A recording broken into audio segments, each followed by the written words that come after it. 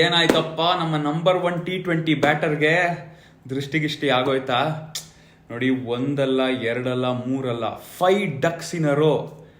Can't watch Abhishek Sharma like this. ನನಗನ್ಸತ್ತೆ he is pressurizing himself too much ಅಂತ. ಅಂದ್ರೆ ಅವರ ಹೈ ಪರ್ಫಾರ್ಮೆನ್ಸೇ ಇವಾಗ ಅವ್ರಿಗೆ ಶತ್ರು ಆಗಿ ಬದಲಾಗಿದೆ. ಪ್ರತಿ ಸಲ ಕ್ರೀಸ್ಗೆ ಬಂದಾಗ I have to live up to the expectations I have set for myself ಅನ್ನೋ ವೇಟ್ ಅವ್ರ ಮೇಲೆ ಇರದೇ ಇದಕ್ಕೆ ಕಾರಣ ಅಂತ ನನಗನ್ನಿಸ್ತಾ ಇದೆ. ಅಟ್ಲೀಸ್ಟ್ ಇವತ್ತು ಇದೊಂದು ಅಬ್ಸಲ್ಯೂಟ್ಲಿ ನಾನ್ ಸಿಗ್ನಿಫಿಕೆಂಟ್ ಗೇಮ್. ಸ್ಕೋರ್ ಬೋರ್ಡ್ ಬಗ್ಗೆ ಒಂಚೂರು ಯೋಚನೆ ಮಾಡಿದೆ, ಸ್ವಲ್ಪ ಹೊತ್ತು ಕ್ರೀಸಲ್ಲಿ ನಿಂತು ಬಾಲ್ನ ಅಬ್ಸರ್ವ್ ಮಾಡಬೇಕಿತ್ತು. He just needs some time at the crease for him to get his rhythm back.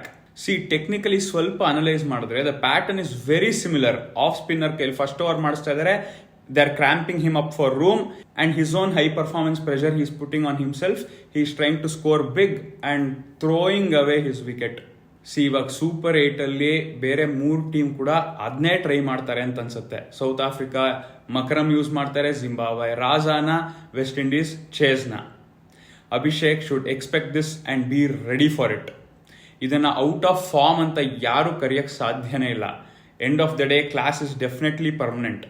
But ಈ ಸೈಕಲಾಜಿಕಲ್ ಬ್ಲಾಕ್ ಇದೆಯಲ್ಲ, that I have to outperform myself ಅಂತ, ಅದನ್ನ ಬ್ರೇಕ್ ಮಾಡಬೇಕು. ಈ ಫೇಸ್ ಅಲ್ಲಿ ಫ್ಯಾನ್ಸ್ ಆಗಿ ನಮಗೆ ಖಂಡಿತ ಬೇಜಾರ್ ಆಗೇ ಆಗತ್ತೆ. But let's just hope.